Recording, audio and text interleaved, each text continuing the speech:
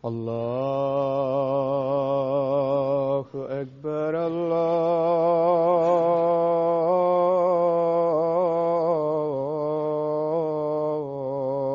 الله أكبر الله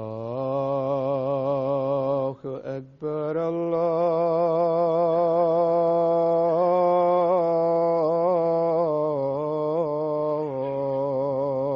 الله أكبر.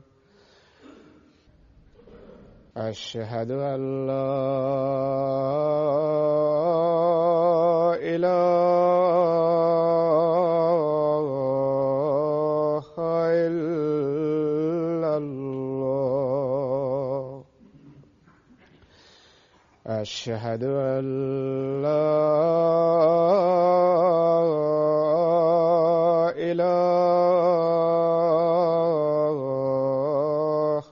إلا الله. أشهد أن محمدًا رسول الله.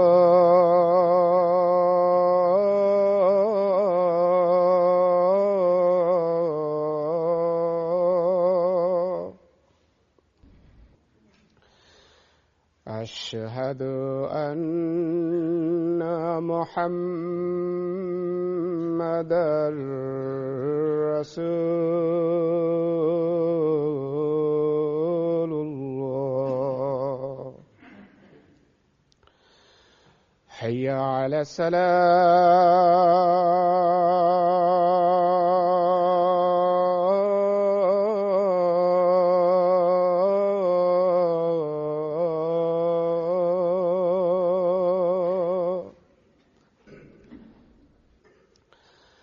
حي على السلام.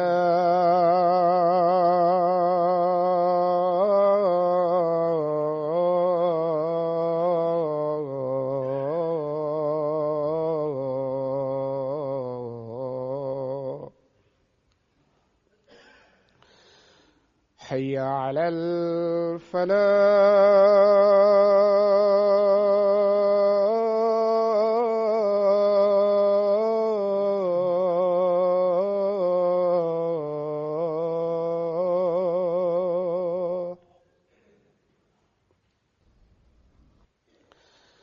حي على الفلاح.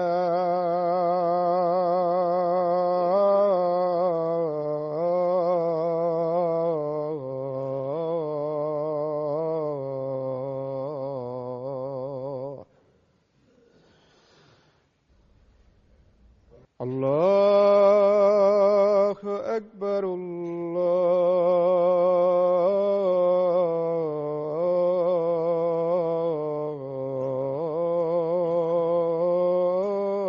الله أكبر.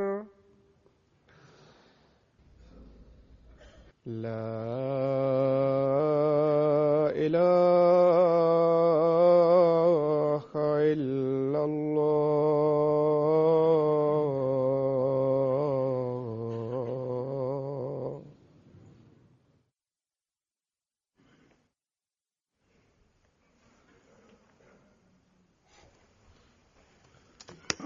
السلام عليكم ورحمة الله.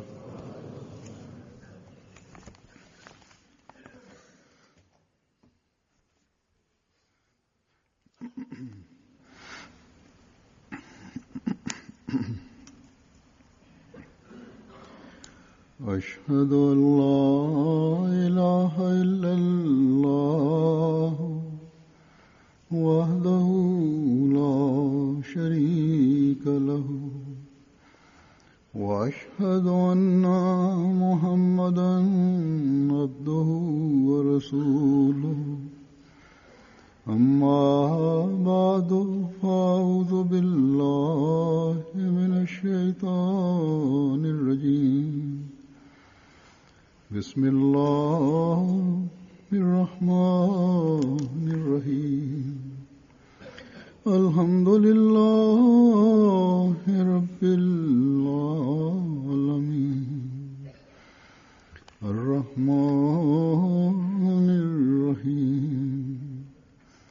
مالك يوم الدين.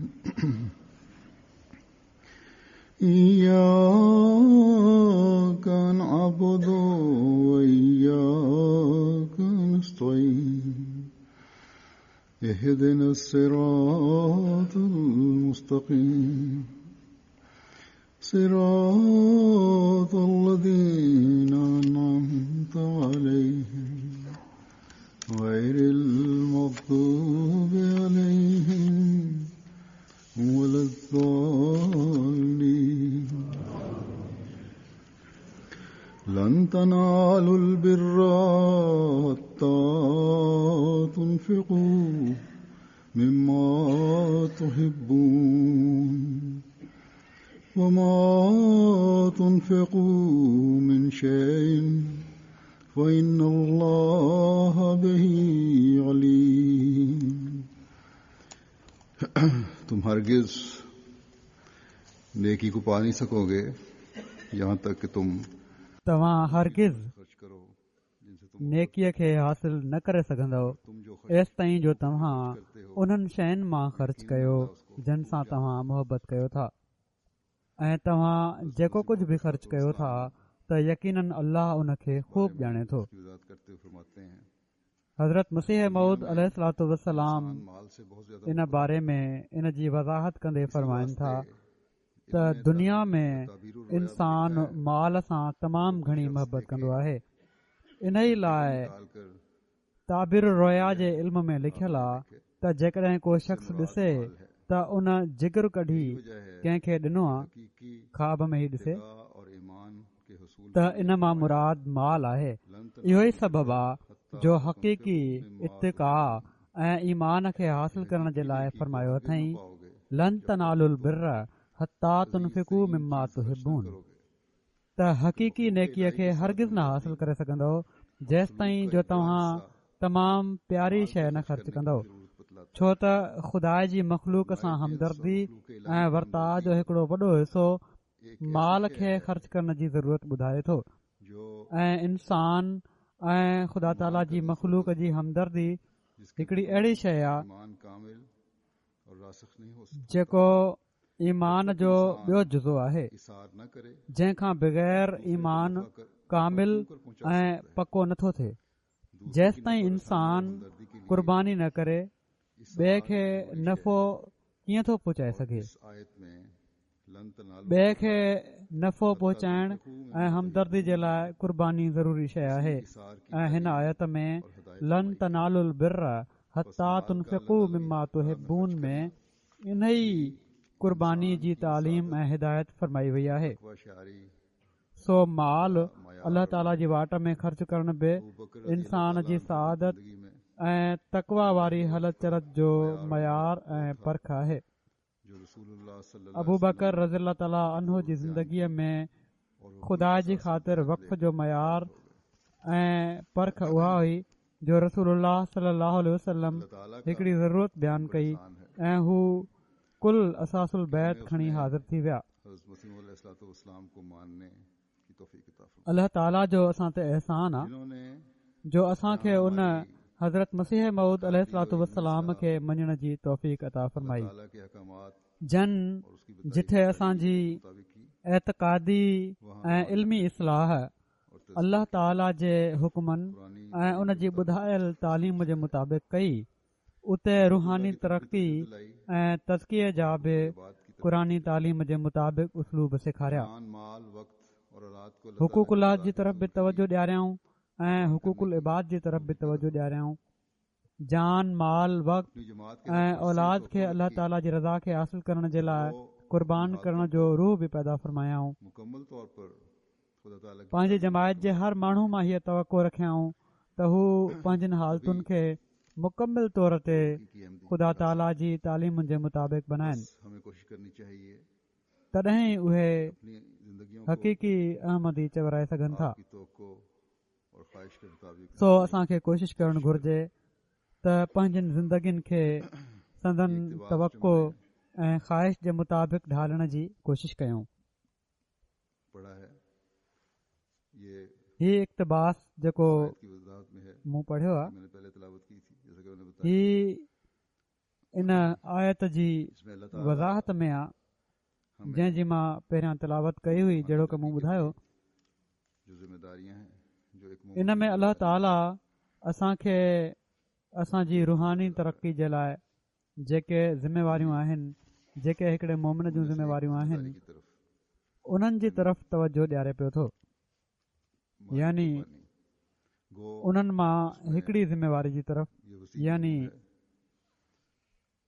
लेकिन माली माली कुर्बानी। कुर्बानी के हवाले से तोड़े हज़रत इन मसीह में अलैहिस्सलाम ने फरमाया ही वसी मज़मून आहे, माल की कुर्बानी भी पर हिन वक़्तु माली कुर्बानी जे हवाले सां जहिड़ो की हज़रत मसीह मौद अलैहिस्सलाम फरमायो आहे अदा करने का, त माल जी कुर्बानी बि तो इस लिहाज हिकिड़ो से तमामु वॾो ज़रियो आहे कुर्बानी का पहलू है इस अल्लाह ऐं उन जे बाननि जा हक़ अदा करण जो। उसकी तरफ त इन लिहाज़ खां जेको माली कुर्बानी जो पहलू आहे हिन आयत में,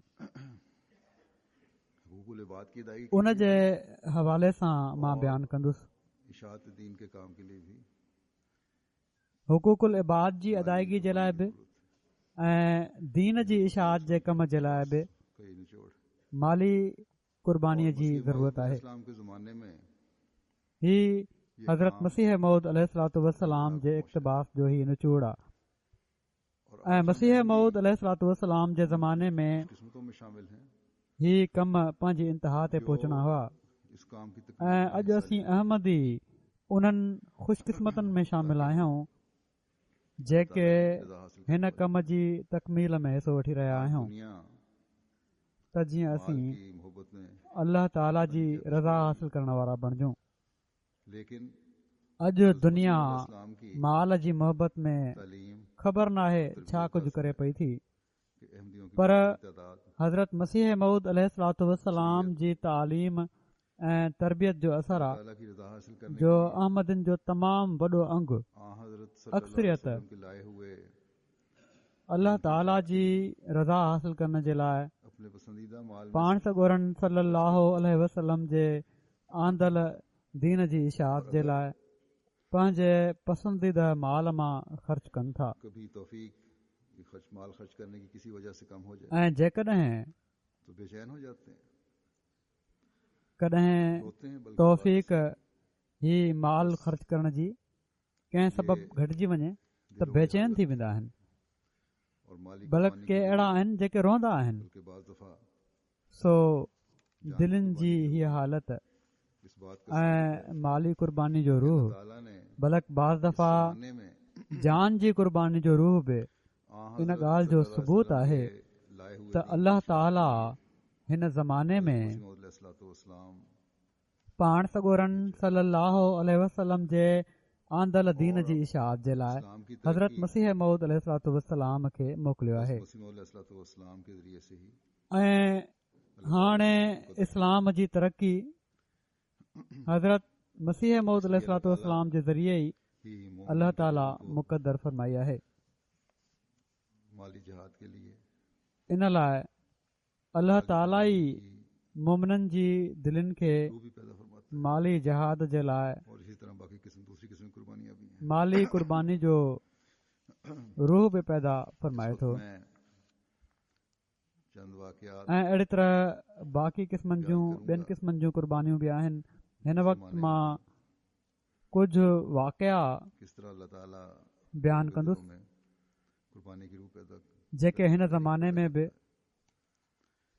कहिड़ी तरह अल्लाह ताला माण्हुनि जी दिलनि में कुर्बानी जो रूह पैदा करण जी तहरीक पैदा करे थो कि किसी ख़ास तबके या ख़ास मुल्क में या ख़ास लोगों में ऐं ही न बल्कि दुनिया के हर खिते में त कंहिं ख़ासि तबके या ख़ासि मुल्क में या ख़ासि माण्हुनि में ई आहे, बल्कि दुनिया जे हर इलाइक़े में इसकी तहरीक पैदा कर हर उहो शख़्स जेको हज़रत मसीह मऊद अलैहिस्सलाम ॾांहुं मनसूब थिए थो उन जी दिलि में अल्लाह ताला इन जी तहरीक पैदा करे थो।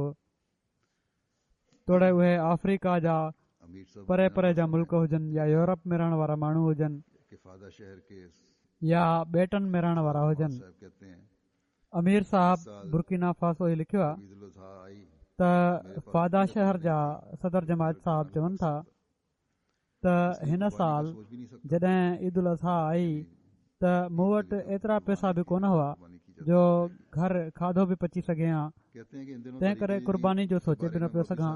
यानी ईद जे लाइ माली कुर्बानी के बारे जेका उज़ा वारी ईद आहे तरीके जेका उज़ा कई वेंदी आहे बकरे जी, चवनि था त उन्हनि ॾींहंनि में तहरीक जदीद जे बारे में मुरबी साहब बि दर्स ॾींदा हुआ, माली कुर्बानी जे बारे में बि ऐं तहरीक जदीद जे बारे में बि तवजो ॾियारी उन्हनि। जीअं त चवनि था त मां बरकत जे लाइ 2000 फ्रांक उन में ॾेई छॾिया ऐं सोचियुमि त अल्लाह ताला मुंहिंजूं ज़रूरतूं पूरियूं करे छॾींदो। बहरहाल अहिड़ो मौजज़ो थियो जो ॿिए ॾींहुं हिननि जे नंढे भाउ हिननि खे आइवरी कोस्ट मां गैर मामूली तौर ते वॾी रक़म मोकिली, जंहिंजी हिननि खे का उमेद कोन हुई, जंहिंसां कुर्बानी जो बि इंतज़ाम थी वियो, ईद जी कुर्बानी जो बि, ऐं हीअ जेके हिननि जे घर जे ख़र्चनि जे लाइ जेका ज़रूरत हुई उहा बि पूरी थी वई। हू चवनि था त हीउ कुझु कलाकनि जे अंदरि ही ॾिसी मुंहिंजे ईमान में अञा वाधारो थियो। पोइ बुर्किना फासो जा मुरबी साहब लिखनि था वैदबू जॻह जा त हिकिड़े ख़ादिम तराबले आदम साहब वणनि जो ॿिज ख़रीद कयो त इन खे विकिणी गुज़ारो कंदुसि, पर थियो ईअं उते पोखी वेंदी आहे वणनि जी जो को ग्राहक कोन मिलियो। ॾाढो फ़िकिर थियो हिननि खे त घर जो सिस्टम कीअं हलंदो जेकॾहिं ॿिज विकामजी न सघियो त। बहरहाल हिकिड़े ॾींहुं परेशानी में ही मुरबी साहब वटि आया त उन्हनि इन्हनि खे इहो ई चयो त अल्लाह जी वाट में ख़र्च कजे त अल्लाह ताला परेशानियूं ख़तमु कंदो आहे, तूं बि हीउ नुस्ख़ो आज़माए ॾिसी वठि। चवनि था इन तहरीक ते मूं हीउ चंदो ॾेई छॾियो तहरीक जदीद जो ऐं हीउ अहद कयुमि त जेकॾहिं अल्लाह ताला फज़ुल फरमायो जल्दी इंतज़ाम थी वियो त 10,000 अञा ॾींदुसि। चवनि था उहे ख़ादिम त रसीद कटाइण खां बाद ई फौरी तौर ते अहिड़ो अल्लाह ताला इंतज़ाम कयो जो एॾा ग्राहक अची विया जो कुझु ॾींहंनि में ॿिज विकामजी वियो ऐं कमाई हिननि खे तवको खां वधीक हिननि खे कमाई थी। इन जे करे हिननि 10,000 मज़ीद चंदे में ॾेई छॾियो। अहिड़ी तरह बुर्किना फासो जी हिकिड़ी ॿी जॻह आहे रीजन आहे ॿियो, उतां जे हिकिड़े दोस्त लाजी साहब गुज़िरियल साल ई बैत कई हुई। जॾहिं उन्हनि खे हीअ ख़बर पई मां उमूमन हीअ तहरीक कई आहे त नवमुबाइन खे घटि में घटि कंहिं न कंहिं तहरीक में शामिल कयो त जीअं माली कुर्बानी जो रूह उन्हनि में पैदा थिए, ऐं हीअ न ॾिसो त चंदो घणो वधियो आहे, रक़म घणी थी अचे, सिर्फ़ु हीअ आहे त आदत विझण जे लाइ हर अहमदी खे माली कुर्बानी में हिसो वठणु घुर्जे। ऐं नवमुबाइन खे ख़ासि तौर ते इन तरफ़ तवजो ॾियारियो त बहरहाल जॾहिं हिननि खे तवजो ॾियारी वई त तोड़े खणी हिकिड़ो पेंट्स ॾियो या हिकिड़ो फ्राक ॾियो, त उन्हनि बि इन तरफ़ तवजो कई। इन नवमुबाए उते रवाज ई आहे जो ॻोठ जा माण्हू आहिनि, ॻोठाणा ज़मीन कंदा आहिनि, पोख कंदा आहिनि, त बजाए रक़म जे उहे जिन्स ॾींदा आहिनि ऐं जिन्स ॾियण जे लाइ हू जमायत खे ही चवंदा आहिनि त असांखे ॿोरियूं या का शइ ॾेई छॾियो त जीअं असां उन में जिन्स भरे पहुचाए छॾियूं। त हिननि खे बि मुरबी साहब या जेको बि सिस्टम हुयो जमायत जो उन्हनि 2 ख़ाली ॿोरियूं ॾिनियूं। त हिननि सोचियो त मां अहमदी त हाणे थियो आहियां, सॼी ज़िंदगी मां मुस्लमान रहियो आहियां, चंदे जी तहरीक त कॾहिं मां न थी आहे मुंहिंजे साम्हूं ऐं न मां कॾहिं चंदो ॾिनो आहे। हाणे हीअ चवनि था त ख़लीफ़े वक़्तु चयो आहे त ज़रूरु शामिल थियणु घुर्जे चंदे में, त मां ॾिसां थो त कहिड़ो थो फ़ाइदो थिए हिन में। बहरहाल उन्हनि उहो अनु ॾिनो जेको 22,000 फ्रांक जो हुयो ऐं उनखां पोइ जॾहिं फ़सुलु लथो त उन्हनि अची ॿुधायो त हिन साल मुंहिंजो फ़सुलु गुज़िरियल साल खां ॿीणो थियो आहे, जीअं त ईंदड़ साल हू ॿीणी जिन्स ॾियण जे लाइ हू ॿोरियूं खणी विया। लाइबेरिया जा अमीर साहब बयानु कनि था त उतां जा मुरबी केप टाउन काउंटी जे दौरे ते विया। उनको पैगाम देते गए कि नमाज मगरिब के वक्त हम आएंगे। वेंदे हिकिड़ी जमायत आहे ये जमात थी नगबीना, बिलौर उन्हनि खे पैगाम ॾींदा विया जमात है त और बड़ी सिजलत जी नमाज़ महल असीं ईंदासीं। पर अॻिली जेका जमायत हुई गिलौर, गैर मामूली हिते काफ़ी वॾी जमायत आहे ऐं वॾी फ़ाल जमात आहे, नगीना की चंदो ॾियण वारा बि आहिनि। उते तमामु घणी देरि थी वई। जमात है, कुर्बानी के लिहाज से भी कमजोर हिननि बि त सोचियो त हीअ नगबीना जमायत जेका आहे हीअ उमूमन कमज़ोर जमायत आहे, जिस जमात क़ुर्बानी जे लिहाज़ खां बि कमज़ोर आहे। और वहाँ त हिननि खे चई त विया हुआसीं त सिज लथे महल पहुचंदासीं, पर जंहिं जमायत में उहे वियल हुआ उहा वॾी बि हुई नमाज हो गई। ऐं तो ईशा के वक्त उते मसरूफ़ियत बि घणी थी वई। इन लाइ तो कहते हैं उस जमात त देरि थी वई, सोमणी जी नमाज़ थी वई।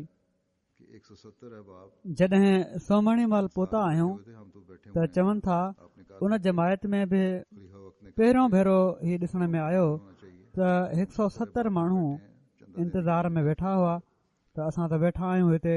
तव्हां चयो हुयो तो बस त ख़लीफ़े वक़्तु चयो आहे त सभिनी खे शामिल थियणु घुरिजे, बात के अफराद त असां 170 माण्हू हिते वेठा आहियूं लोग समझते चंदो हैं ॾियण जे लाइ तहरीक जदीद जो। कि चंदा देने त वाला नहीं या कमजोर ही आहे रूह जमायत जे माण्हुनि जो। जब सही जॾहिं तहरीक कई वई, तहरीक माण्हू उनको बताया सम्झंदा आहिनि बताई जाए त चंदो ॾियण वारा न आहिनि या कमज़ोर आहिनि, पर जॾहिं सही रंग में हिकिड़ी तहरीक कजे, हो जाए। उन्हनि खे ॿुधायो वञे, अहमियत ॿुधाई वञे, बस अगर कमजोरी है माली कुर्बानी जी कहिड़ी अहमियत आहे, कहिड़ा कहिड़ा कम आहिनि, लोगों के ईमान में जॾहिं माण्हुनि ते वाज़े थी वञे त पोइ हर वक़्तु उहे कुर्बानी जे लाइ तयारु हूंदा आहिनि। अमीर साहब लिखते हैं सो जेकॾहिं कमज़ोरी आहे त निज़ाम में कमज़ोरी हूंदी आहे, गांव में माण्हुनि जे ईमान में का कमज़ोरी कान्हे अलाह ताला जे फज़ल सां। कोई पोइ लाइबेरिया जा ई अमीर साहब लिखनि था एक पगडंडी त बिलावल ॻोठ में हिन साल नई जमायत ठही आहे। पुल बने हुए इन ऊपर से उन दरख्तों के ऊपर से गुजरना पड़ता है। ॻोठ में को रोड कोन्हे, लोकल मोहल्लम बल्कि वहाँ गए कचो रस्तो बि नथो वञे, और हिकिड़ो पेचरो वञे थो बताया कि ऐं उन ते बि हंधे हंधे का तारुफ वणनि जे थुड़नि सां पुलियूं ठहियल आहिनि। तो वहाँ के लोग वाहिनि जे मथां इन्हनि वणनि जे मथां लंघणो पवंदो आहे। चवनि था की जमात है जंग असांजा लोकल मोलम उते विया दौरे ते ऐं नई जमायत हुई, उनखे ॿुधायऊं त माली कुर्बानी छा हूंदी आहे, तहरीक जदीद जो तारुफ़ करायऊं त ईंदड़ हफ़्ते पोइ ईंदासीं। त उतां जे माण्हुनि चयो त असां ठीकु आहे, तमामु परे जी इहा जमायत आहे, असां झंग में रहूं था, ग़रीब माण्हू आहियूं, पर रस्तो अहिड़ो आहे जो तोखे ॿीहर अचण जी तकलीफ़ जी ज़रूरत कान्हे।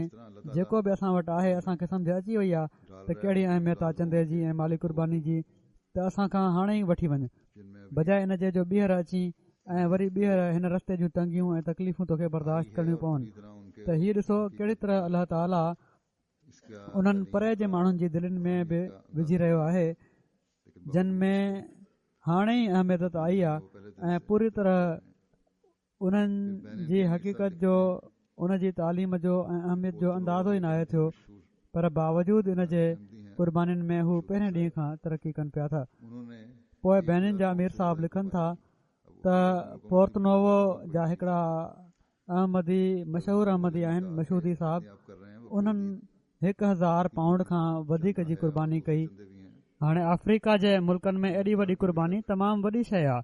जॾहिं उन्हनि खे मुबलिग चयो मैं कम नहीं त एॾी तव्हां कयो पिया था, वक़फ़े जदीद जो बि अञा चंदो आहे ऐं ॿिया चंदा बि आहिनि, त उन्हनि चयो त बेशक हूंदा, पर इन मां कोन घटाईंदुसि। अलाह ताला उन्हनि जे लाइ ॿियो सामान पैदा फरमाए छॾींदो त हीउ उहो रूह आहे जेको हिननि माण्हुनि में पैदा थी रहियो आहे। रकम इकट्ठी करना नहीं है, बहरहाल हीउ मुरबीअ बि सही कयो जो उन्हनि खे ॿुधाए छॾियईं, छो त मक़सदु रक़म गॾु करणु कोन्हे, मक़सदु उहो रूह पैदा करणु आहे जेको हिकिड़ी कुर्बानी जो रूह आहे, माली कुर्बानी जो रूह आहे, त जीअं तज़किया नफ़्स बि थिए उन जे ज़रिए सां। यहाँ भी होती है। कुझु ॾींहं पहिरियां रबुआ में ख़त्म नबूअत कॉन्फ्रेंस थींदी आहे, हर साल थींदी आहे, हिते बि थींदी आहे, कि जमात अहमद थी रही हुई।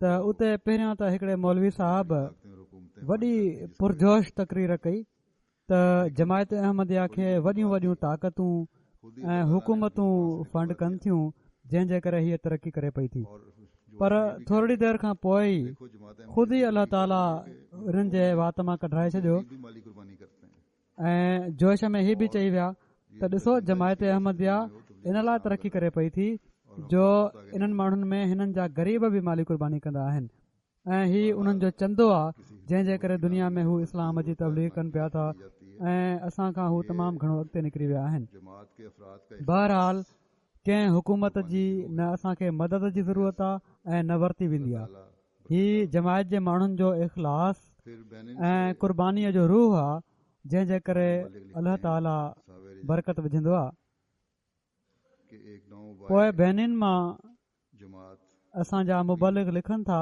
सावे रीजन जा में तरबियती इजलास मुनक़िद किया गया त हिकिड़ी नो मोबाइल जमायत और माली कुर्बानी के बारे में तो पील में तरबियती इजलास मुनक़िद कयो वियो अपना चंदा पेश किया त तहरीक जदीद जो तारीख़ी पस मंज़र बयानु कयो वियो ऐं माली कुर्बानी जे बारे में तवजो ॾियारी वई इजलास जे आख़िर में दोस्तनि पंहिंजो पंहिंजो चंदो पेश कयो इस पर हिकिड़े दोस्त ने पुछियो त मूं वटि रक़म त कान्हे पर चंदो ॾियण जी ख़्वाहिश आहे इन ते उतां जे मुक़ामी मुबलिग उन जी रहनुमाई कई त ताक़त जे मुताबिक़ जेको कुझु अथई लेके आए कि उहो तूं पेश कर इन ते हू दोस्त विया तमामु ग़रीब हुआ घरां कुकड़ जा 2 आना खणी आया त हिन वक़्तु मूं वटि सही आहिनि उन्हनि खे ॿुधायो वियो जमायत खे बि त ही हिननि जी हैसियत जे मुताबिक़ तमामु वॾी कुर्बानी आहे ऐं ख़ुदा ताला जी नज़र में का कुर्बानी नंढी न आहे बसि नियत नेक हुअणु घुरिजे जमाने में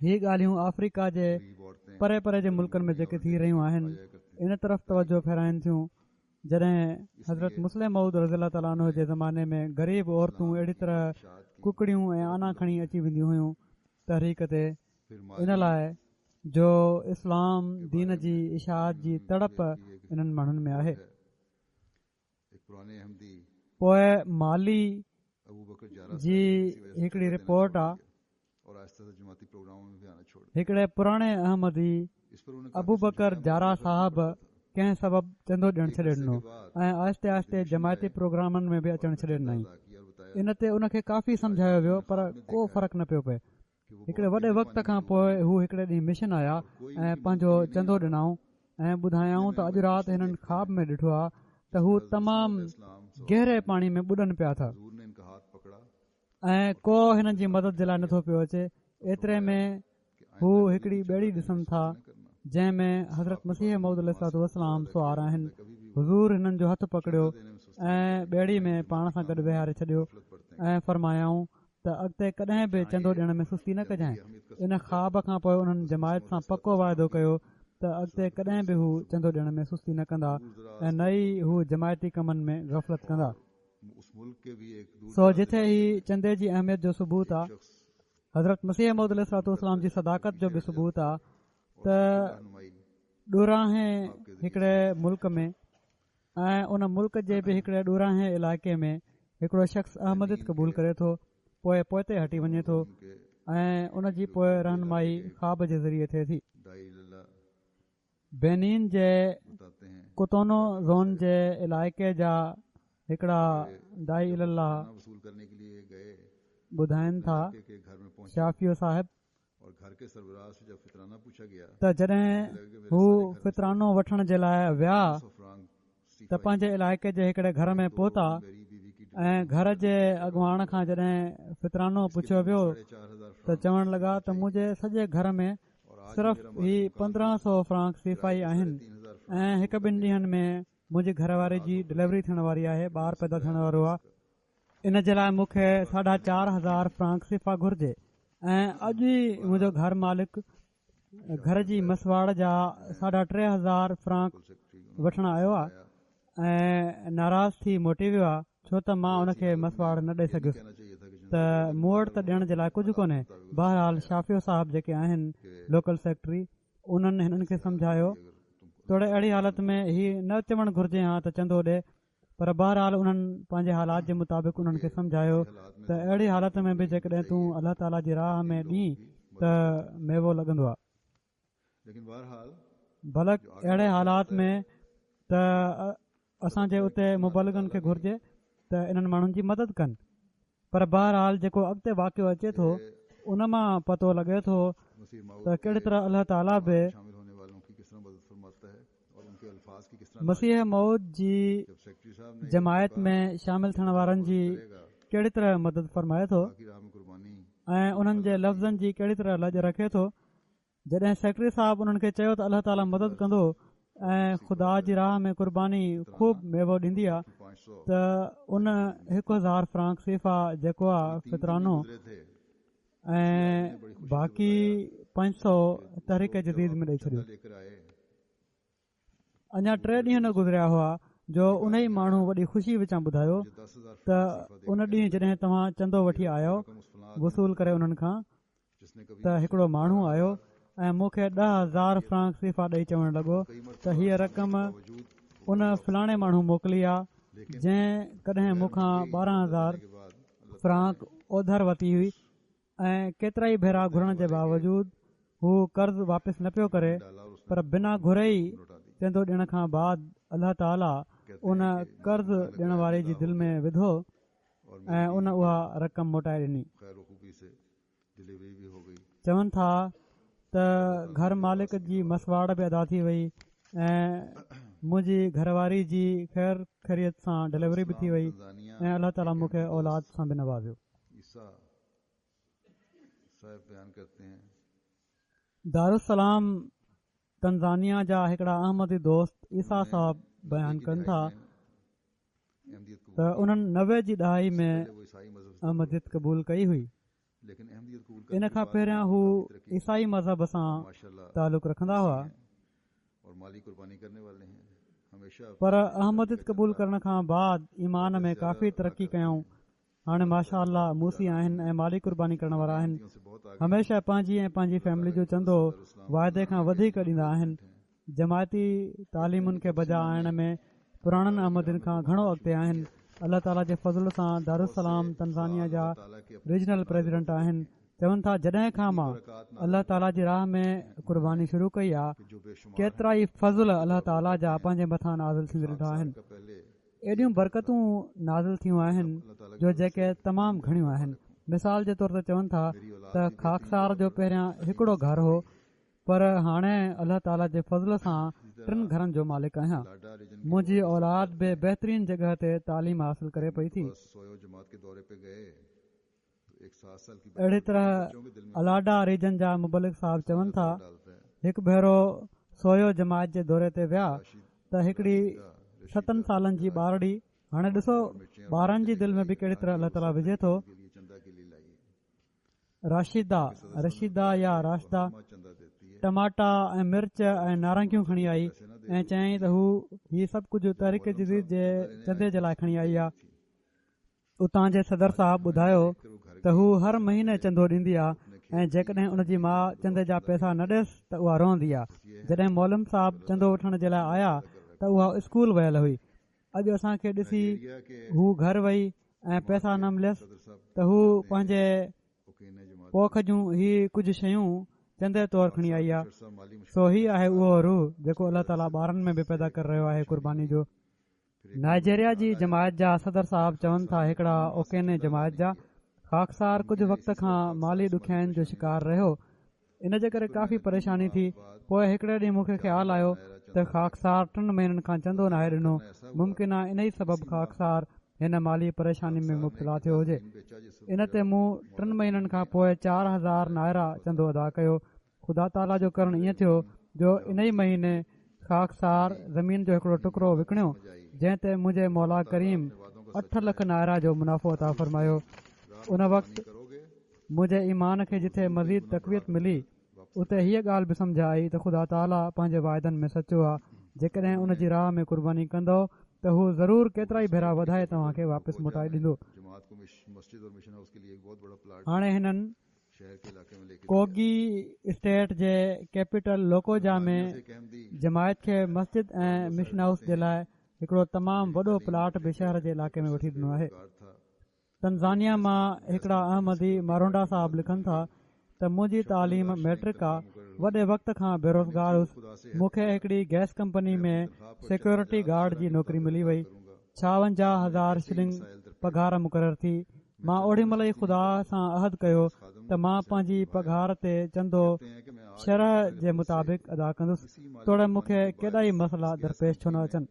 मां चंदे में सुस्ती न कंदुसि जीअं त इन ख़ादिम पंहिंजे इन अहद खे निभायो। चवनि था त मां अॼु अल्लाह ताला जे फज़ल सां इन ई माली कुर्बानीअ सबबु इन गैस कंपनी में सीनियर फील्ड गैस ऑपरेटर जे उहिदे ते फ़ाइज़ आहियां ऐं मूंखे 1.5 मिलियन शिलिंग पघार मिली रही आहे। मुंहिंजी इल्मी क़ाबिलियत सिर्फ़ु मामूली ॾहीं पास आहे, पर कंपनी जे कानूननि जे मुताबिक़ मां इन उहिदे जो लाइक़ु बि न आहियां, पर सिर्फ़ु ख़ुदा ताला जे फज़ल सां शरह जे मुताबिक़ माली कुर्बानी करण जूं ई बरकतूं आहिनि जो मां इन उहिदे ते फ़ाइज़ आहियां ऐं अॼु बि शरह जे मुताबिक़ चंदो ॾींदो आहियां। सो ही माण्हू इख़लास ऐं वफ़ा में वधी रहिया आहिनि ऐं वअनफ़िकू ख़ैरल लिअनफ़ुसिकुम ऐं पंहिंजा माल उन जी राह में ख़र्च कंदा रहो। ही त ही तव्हांजी जाननि जे लाइ बहितर आहे। इन मज़मून खे सम्झण वारा आहिनि, इन राज़ खे सम्झण वारा आहिनि ही माण्हू ऐं अलाह ताला पोइ हिननि खे नवाज़ींदो बि आहे।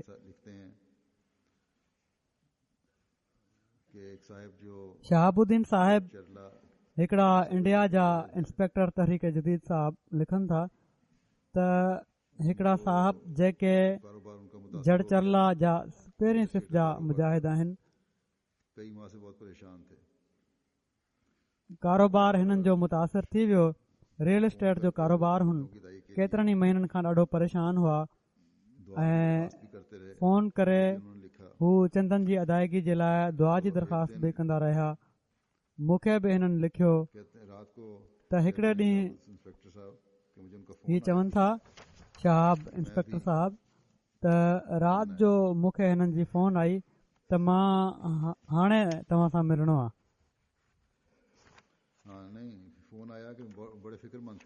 हा न फ़ोन आई त ॾाढो ई फ़िक्रमंद हुआ पंहिंजे माली हालात जे करे।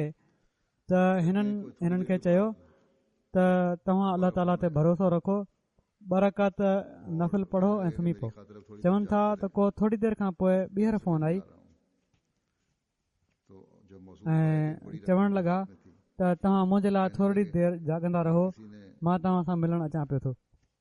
त जॾहिं मौसूफ़ आया त हिकिड़ी वॾी रक़म हुननि जे हथ में हुई। चवणु लॻा त ही कंहिं जॾहिं मां ही दुआ घुरी रहियो हुउसि त हिकिड़ो अहिड़ो शख़्स जंहिंजो वॾो कारोबार हुयो उन जी फ़ोन आई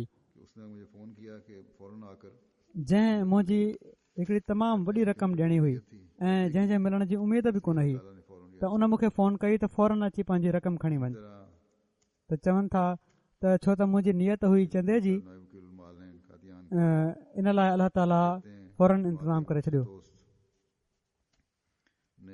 अहिड़ी तरह बशीरुद्दीन साहिब नायब वकील माल कादियान जा ही चवनि था त जमायत जे हिकिड़े मुख़लिस दोस्त 2.5 भेरा वधाए पंहिंजो वाइदो लिखायो ऐं पंहिंजी ऑफिस जे लाइ रवाना थी विया। जॾहिं ही उते विया थोरी देरि खां पोइ मौसूफ़ सेक्रेटरी साहब तहरीक जदीद खे फ़ोन कई ऐं ॿुधायईं त उहो वाइदो लिखाए मस्जिद मां ॿाहिरि निकिरंदे ई मूंखे पंहिंजे कारोबार में वधीक मुनाफ़े मिलण जो इतलाह मिलियो। त मां सम्झां थो त हीउ वधीक जेको मुनाफ़ो आहे यकीनन अल्लाह ताला जे ख़ासि फज़ुल ऐं तहरीक जदीद जी बरकत सां थियो आहे। तंहिं करे तव्हां मुंहिंजो वाइदो ॿीणो करे छॾियो। 2.5 भेरा वाधारो पहिरियां ई हू करे चुका हुआ, हाणे उनखे बि ॿीणो करे छॾियऊं ऐं अल्लाह ताला जे फज़ुल सां मुकमिल अदायगी करे छॾियऊं।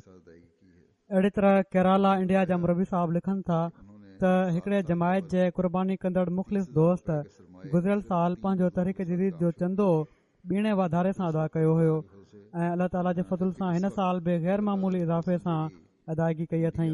मौसूफ़ ॿुधायो त उन्हनि 7 साल पहिरियां 30,000 रुपए जी रक़म ऐं सिर्फ़ु 3 मज़दूरनि सां कमु शुरू कयो हुयो।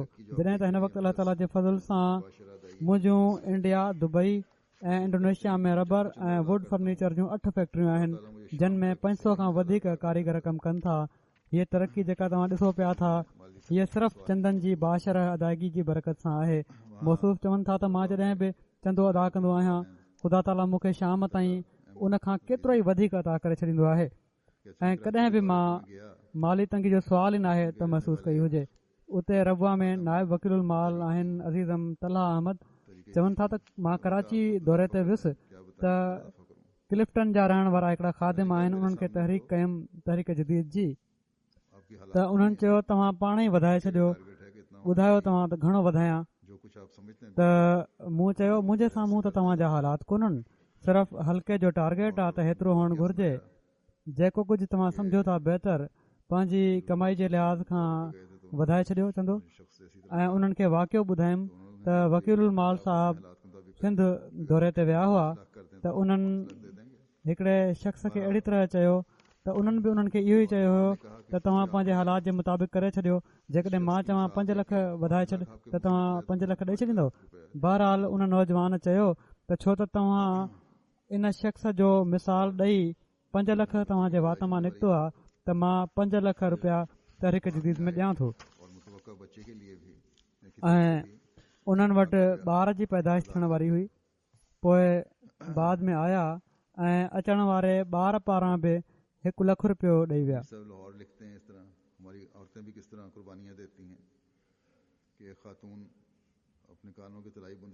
अमीर साहब लाहौर लिखनि था अहिड़ी तरह असांजूं औरतूं बि कहिड़ी तरह क़ुर्बानी ॾियनि थियूं त हिकिड़ी औरत पंहिंजे कननि जा सोना वाला तहरीक जदीद में पेश कया ऐं मुआशी तंगी जे करे पहिरियां ई हिननि जो सॼो ज़ेवर विकामजी चुको हुयो ऐं उन्हनि जी भेण हिननि खे वॾे प्यार विचां ही वाला ठाराए ॾिना हुआ ऐं वाइदो वरितो हुआंसि त कंहिं घरू ज़रूरत जे लाइ तूं ही न विकिणंदी आहीं। पर मौसूफ़ा ही तहरीक जदीद जे चंदे में ॾियण खां पोइ चयो त मां पंहिंजी ज़रूरत पूरी करण जे लाइ न आहिनि ॾिना, ख़ुदा जी वाट में ॾिना आहिनि ऐं अलाह ताला सभई ज़रूरतूं पूरियूं करण वारो आहे। अलाह ताला करे हिननि जे माल में बि बरकत पए ऐं इन्हनि जी क़ुर्बानी क़बूल थिए। हूअं इंतिज़ामिया खे बि अहिड़नि माण्हुनि जो ख़्यालु रखणु घुरिजे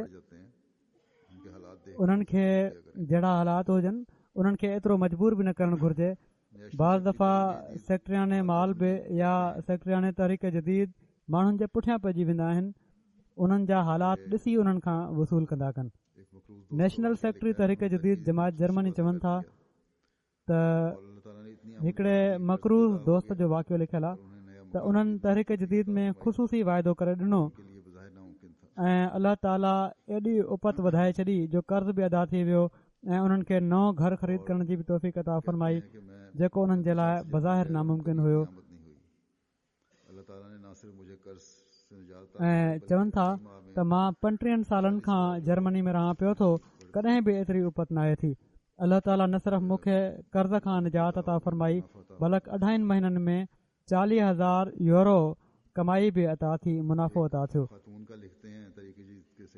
हिकिड़ी औरत जो लिखनि था तहरीक जदीद जा सेक्रेटरी साहब त मां तहरीक जदीद में कुझु तमामु आजिज़ी सां पेश कयां थी ऐं हीअ आहे त मुंहिंजो नालो कंहिंखे न ॿुधायो वञे त मूं छा ॾिनो आहे, पर बहरहाल अलाह ताला त ही नालो न ज़ाहिर कनि भली, पर क़ुर्बानी त बहरहाल इन्हनि जी आहे त मां सिर्फ़ु अलाह ताला जी रज़ा चाहियां थी ऐं केतिरो ई ज़ेवर ऐं रोक रक़म उन्हनि पेश कई ऐं हीअ चयईं त दुआ कयो त अलाह ताला जेके नेक ख़्वाहिशूं मूंखे पंहिंजे पुट जे लाइ आहिनि उहे पूरियूं करे, अलाह ताला हिननि जूं नेक ख़्वाहिशूं पूरियूं फरमाए। स्विट्ज़रलैंड मां मुबलिग इंचार्ज लिखनि था त हिकिड़ा असांजा बेथम रेड्सपी साहब आहिनि, असुल मक्तोनिया जा आहिनि पर स्विस आहिनि। गुज़िरियल साल उन्हनि अक्टूबर में बैत कई हुई। तहरीक जदीद जे साल ख़तमु थियण में सिर्फ़ु 5 ॾींहं बाक़ी हुआ ऐं जमायत में दाख़िल थींदे ई उन्हनि 1000 स्विस फ्रांक जी गैर मामूली रक़म बिना वाइदे जे तहरीक जदीद में अदा करे छॾी ऐं ईंदड़ साल जो वाइदो बि 1000 लिखाए छॾियऊं। पोइ साल जे दौरान जॾहिं उन्हनि खे माली क़ुर्बानी जी अहमियत जो पतो पियो त उन्हनि पंहिंजो वाइदो ॿीणो करे छॾियो ऐं तहरीक जदीद सां गॾोगॾु वफ़ जदीद में बि 2000 फ्रांक जो वाइदो लिखाए छॾियऊं। मौसूफ़ जंहिं कंपनी में कमु कंदा आहिनि उन्हनि खे हिकिड़े अहिड़े कोर्स जी ऑफर करे छॾी जेको तमामु महांगो हूंदो आहे। हीअ कंपनी उमूमी तौर ते सिर्फ़ु उन्हनि मुलाज़िमनि खे ई कोर्स कराईंदी आहे जिन वटि तजुर्बो हुजे ऐं जिन जी उमिरि 35 सालनि खां वधीक हुजे ऐं केतिरा ई माण्हू हीउ कोर्स करण जी ख़्वाहिश रखंदा आहिनि पर उन्हनि खे इहो मौक़ो नाहे मिलंदो। हू चवनि था त मुंहिंजी उमिरि 23 साल आहे ऐं मां इन कोर्स जे बारे में सोचियो बि कोन हो, पर कंपनी ख़ुदि मूंखे ही कोर्स कराइण जी ऑफर करे छॾी। यकीनन ही माली कुर्बानी जी बरकत जो फल आहे जेको अलाह ताला मूंखे अता फ़रमायो। सो ही जेके नवां अचण वारा आहिनि यूरोप में बि, उन्हनि खे बि अलाह ताला अहिड़ी तरह पंहिंजी हस्ती जो यकीन ॾियाराए थो। अहिड़ी तरह हिकिड़ा मखदूनियन सोयस अहमदी बेगम साहब आहिनि, चवनि था मां जंहिं कंपनी में कमु कंदो आहियां इन जो मालिक तमामु बख़ील ऐं तंग दिल इंसान आहे। कंहिंखे पैसा ॾियणु उन जे लाइ तमामु ॾुखियो आहे। वर्कर्स खे तमामु थोरी पघार ॾींदो आहे ऐं वर्कर अक्सर मुतालबो कंदा रहंदा आहिनि पघार वधाइण जो, ऐं या त हू नज़रअंदाज़ करे छॾींदो आहे मुतालबा या टाराए वेंदो आहे। चवनि था हिकु दफ़ो उन मालिक मूंखे पंहिंजे ऑफिस में सॾु कयो ऐं चयाईं त मां तुंहिंजी पघार वधाइणु चाहियां थो। इन ते मां हैरान थी पुछियोमांसि त तव्हां त इन मामले में ॾाढो सख़्तु रवैयो रखो था, पोइ तव्हां पाण मुरादो मुंहिंजी पघार वधाइण जो कीअं सोचियो? इन ते मालिक चवणु लॻो मूंखे ख़बर नाहे, पर हीअ ॻाल्हि मुंहिंजे दिलि में वॾे ज़ोर सां आई आहे त काफ़ी वक़्त खां मां तुंहिंजी पघार नाहे वधाई, इन लाइ मूंखे तुंहिंजी पघार में वाधारो करे छॾणु घुरिजे। हीअ चवनि था त बिना कंहिं ज़ाहिरी सबब जे मुंहिंजी पघार में वाधारो थी वियो। मां सम्झां थो त सिर्फ़ु ऐं सिर्फ़ु माली कुर्बानी जो ई नतीजो आहे। हिते नसीरुद्दीन साहिब रीजनल अमीर लंडन जा आहिनि। हीअ हिकिड़े दोस्त जो वाक़ियो लिखनि था त हिकिड़े अहमदी दोस्त ॿुधायो त अलाह ताला खां ॾाढी दुआ कई त तहरीक जदीद जे चंदे जे सिलसिले में मुंहिंजी मदद फ़रमाए। अलाह ताला जे तरफ़ां हीउ ख़्यालु मुंहिंजे दिलि में विधो वियो त दफ़्तर वेंदे ट्रेन ते वञण जे बदिरां बस ते सफ़र कंदो कयां। अहिड़ी तरह मूंखे मुफ़्त सफ़र जी सहूलियत मिलंदी ऐं काफ़ी बचत बि थी वेंदी। बस में सफ़र करण में जेतोणीकि अधु कलाकु वधीक लॻे थो, पर मां फौरी तौर ते इन जे मुताबिक़ अमल शुरू करे ॾिनो। अहिड़ी तरह रोज़ानो 2 पाउंड जी बचत थियणु लॻी ऐं सॼे साल मां ईअं कंदो रहियुसि ऐं कुल 400 पाउंड जी बचत थी, जेको तहरीक जदीद में चंदो ॾेई छॾियुमि। अहिड़ी तरह बि माण्हू सोचींदा आहिनि। हिकिड़े माण्हू जे घर धाड़ो लॻो, सॼे घर जो माल लुटे वरितऊं हिते लंडन में ई, पर 1000 पाउंड जेके उन्हनि रखिया हुआ तहरीक जदीद जे चंदे जे लाइ उहे महफ़ूज़ रहिया। उहे उन्हनि अची ॾेई छॾिया त छो त ही चंदे जी रक़म हुई चोरी थियण खां बची वई, इन लाइ मां पेश कयां पियो थो। सो चोरनि खां एहतियात बि ज़रूरी आहे, छो त अॼुकल्ह पुलिस बि होशियारु करे पई थी। ख़ासि तौर ते एशियन्स खे घर में ज़ेवर वग़ैरह न रखंदा कयो, पर के माण्हू ज़रूरत खां वधीक एहतियात कंदा आहिनि। घरनि खे, दरियुनि खे, रोशनदाननि खे, दरनि खे ताला हणी ऐं चाबियूं बि लिकाए छॾींदा आहिनि। इन जे करे पोइ जॾहिं ख़ुदि उन्हनि खे ॿाहिरि निकिरण जी ज़रूरत पवंदी आहे त मूं ॿुधो आहे त के ॿार बचा पोइ ॾुखियाई में गिरफ़्तार थी वेंदा आहिनि त कहिड़ी तरह ॿाहिरि निकिरनि। त एतिरो बि एहतियात ज़रूरी नाहे, एहतियात बेशक कयो पर हिकिड़े मुनासिब तौर ते। अहिड़ी तरह ऑस्ट्रेलिया जा मिशनरी इंचार्ज साहब लिखनि था त कुझु ॾींहं पहिरियां इज्तिमा हुयो ख़ुदामुल अहमदिया जो। उते मूं तहरीक जदीद जी तरफ़ तवजो ॾियाराई। ख़ुदाम खे, अतफ़ाल खे उते वाउचर्स जी सूरत में इनाम बि ॾिना विया त हिकिड़े तिफ़िल अरसलान ऐं आतिफ़ ऐं कामरान, इन्हनि 3 अतफ़ाल जी ॻाल्हि करणु जहिड़ी आहे। इन्हनि खे $89 जा वाउचर इनाम मिलिया। चवनि था तहरीक खां पोइ इन्हनि अतफ़ाल पंहिंजी ख़र्चीअ मां $11 मज़ीद रक़म मिलाए $100 करे फौरी तौर ते तहरीक जदीद में अदा करे छॾिया। त ही कुझु वाक़िया मूं केतिरनि ई वाक़ियनि मां बयानु कया आहिनि ऐं सिर्फ़ु पुराणा अहमदी कुर्बानियूं नथा पिया ॾियनि, बल्कि नौमुबाइन बि, जहिड़ो की मूं चयो, अफ्रीका में बि, यूरोप में बि ॿार बि ऐं औरतूं बि हैरत अंगेज़ तौर ते कुर्बानियूं ॾेई रहिया आहिनि ऐं हैरत थिए थी इन्हनि जी इन कुर्बानी जे जज़्बे खे ॾिसी। हिकिड़े मुरबी साहब मूंखे लिखियो त के माण्हू चवंदा आहिनि त जॾहिं चंदा आम वरितो वञे थो त पोइ ही तहरीक जदीद, वक़फ़े जदीद जे चंदनि जी कहिड़ी ज़रूरत आहे। ख़ुदि ई मुरबी साहब हीअ बि लिखी छॾियो, जवाब त इन ई में अची वियो इन जो त हीअ जेके एतिराज़ करण वारा मोतरिज़ हुआ उमूमन चंद आम में बि कमज़ोर आहिनि ऐं मस्जिद में बि तमामु घटि अचण वारा आहिनि ऐं चंदा बि न ॾियण वारनि मां आहिनि। त अहिड़ा माण्हू आहिनि, उहे अहिड़े क़िस्म जा एतिराज़ कंदा आहिनि पर ही यादि रखणु घुर्जे इसके बाद फिर हस्बे त चंद आम यकीनन पहिरीं तरजीह आहे ऐं हर कमाइण वारे खे ही ॾियणु घुर्जे। लेकिन वो इन खां बाद पोइ तौफ़ीक़ जे मुताबिक़ तहरीक जदीद ऐं वक़फ़े जदीद या ॿियनि तहरीकुनि जा चंदा ॾियो, पर नौमुबाइन खे आदत विझण जे लाइ ऐं ॿारनि खे आदत विझण जे लाइ डालने के लिए, क्योंकि न कमाइण वारनि मर्दनि ऐं औरतुनि खे ये तहरीकात हैं आम हीअ जेका माली कुर्बानी आहे वाज़े हो इन में हिसो विझण जे लाइ, कि इशाअत छो त इस्लाम के चंदो आम उन्हनि जे लाइ ज़रूरी न आहे, ही तरीक़ूं आहिनि। वसत पैदा हो रही है, पर हीअ बि वाज़े हुजे होती चली जा रही त है। इस्लाम जी इशाअत जे कमनि में इसके लिए बहरहाल अल्लाह ताला जे फज़ल सां वसत पैदा थी रही आहे जो देनी पड़ेगी और देनी चाहिए। ऐं थींदी वञे पई थी। इन जे लाइ बहरहाल असांखे माली कुर्बानीनि जी तरफ़ बि तवजो ॾियणी पवंदी ऐं ॾियणु घुर्जे। दूसरों के दिमागों में भी जहर भरने की ही हिकु अधु मोतरज़ीन जेके हूंदा आहिनि, मालूमात के लिए सिर्फ मैं बाज़ इतना दफ़ा बता देता हूं, कंहिं जमायत में बि अल्लाह ताला के फज़ल ॿियनि जे दिमाग़नि में बि ज़हर भरण जी कोशिशि कंदा आहिनि। तमाम ममालिक उन्हनि जी मालूमात जे लाइ सिर्फ़ु एतिरो ॿुधाए थो छॾियां त हिन वक़्तु अल्लाह ताला जे फज़ल सां MTA की नशरियात दुनिया जे सॼे मुल्कनि खे कवर करे छॾियो आहे ऐं 10 सैटेलाइट्स जे ज़रिए सां MTA जी नशरियात नशर थी रही आहे। अखराजात के स्टूडियो अमला सामान वगैरह सिर्फ़ इन्हनि सैटेलाइट्स जा ख़र्च इतने अलावा MTA जे ॿियनि ख़र्चनि जे स्टूडियो अमलो सामान वग़ैरह सैटेलाइट चल रहे हैं और बगैर किसी इश्तिहार एतिरा आहिनि जो जॾहिं गैरनि जे साम्हूं ही ॿुधायो वञे त अहिड़ी तरह असांजा सैटेलाइट्स हली रहिया आहिनि ऐं बिना कंहिं इश्तिहार जे हली रहिया आहिनि ऐं माली कुर्बानीनि सां हली रहिया आहिनि, त उन्हनि जे लाइ हिकिड़ी हैरत हूंदी आहे त कहिड़ी तरह ईअं थी सघे थो। अखराजात के मुकाबले तोड़े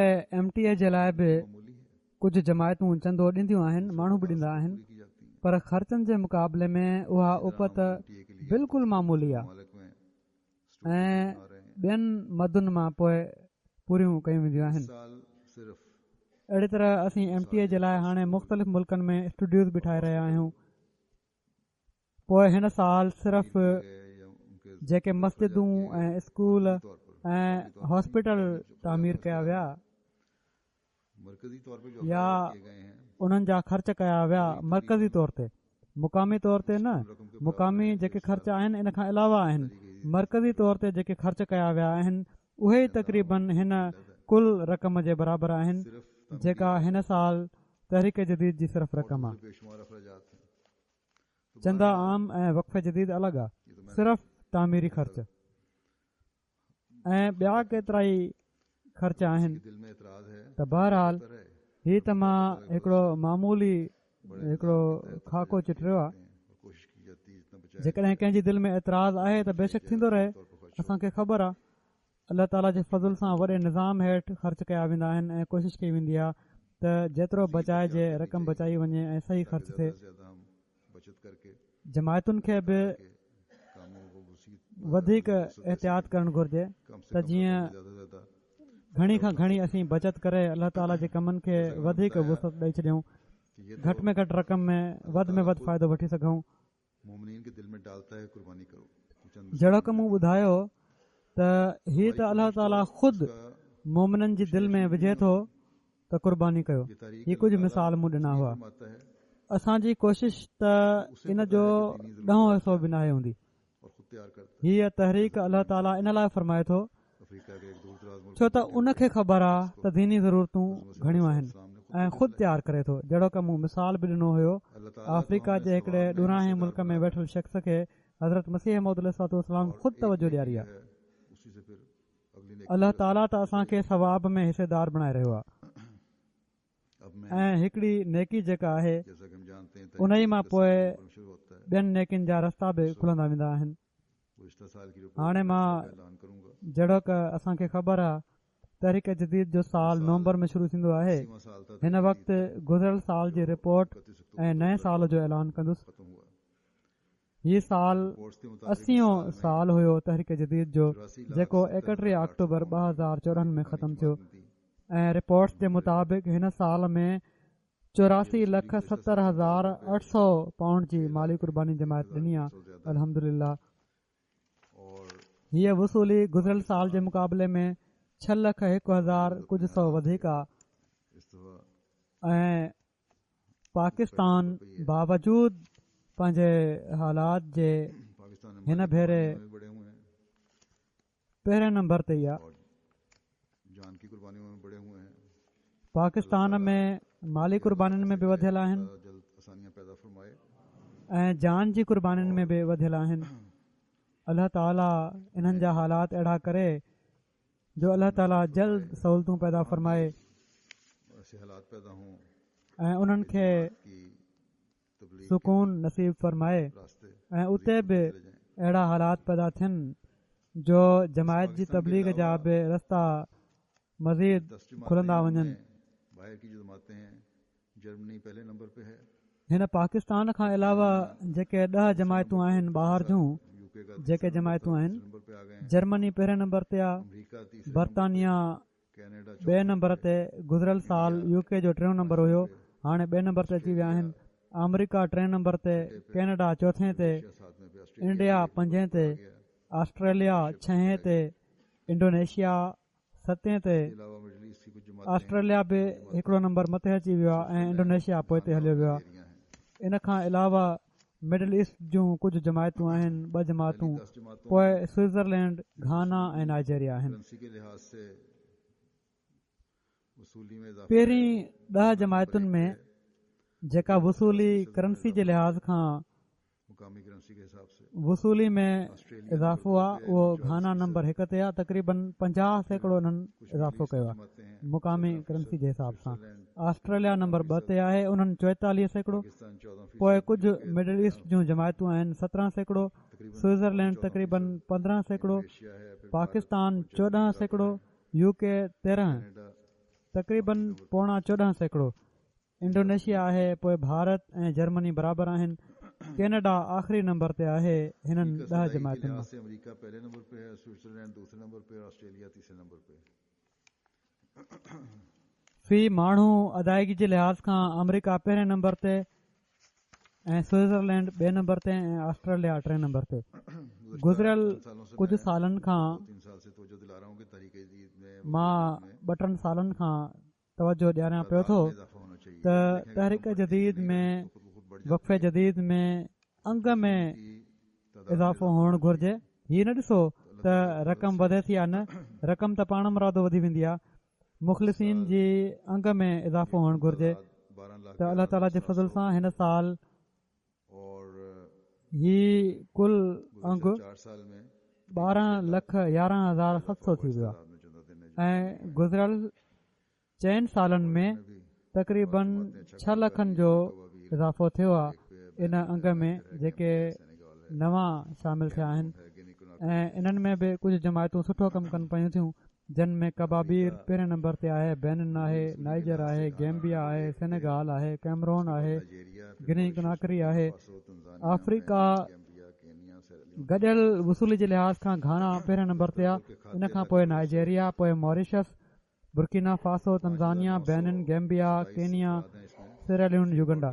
दफ़्तर अव्वल जा खाता अलाह ताला जे फज़ल सां 5,927 माण्हू आहिनि। हिन में 5822 दफ़्तरी रिकॉर्ड जे मुताबिक़ 105 अलाह ताला जे फज़ल सां हयात आहिनि। बाक़ी पाकिस्तान में 3 बड़ी फौत थियलनि जा 5,822 खाता उन्हनि जे वारसनि या ॿियनि जमायती मुख़लिसनि जारी कया आहिनि। पाकिस्तान में 3 वॾियूं जमायतूं जेके आहिनि शहरी क़ुर्बानी जे लिहाज़ खां, पहिरियों लाहौर आहे, ॿी रबो आहे, टी कराची आहे। जर्मनी की पहली 10 जमातें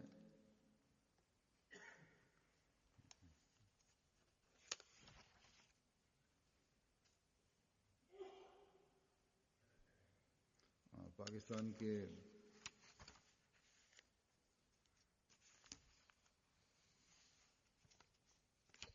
पाकिस्तान जा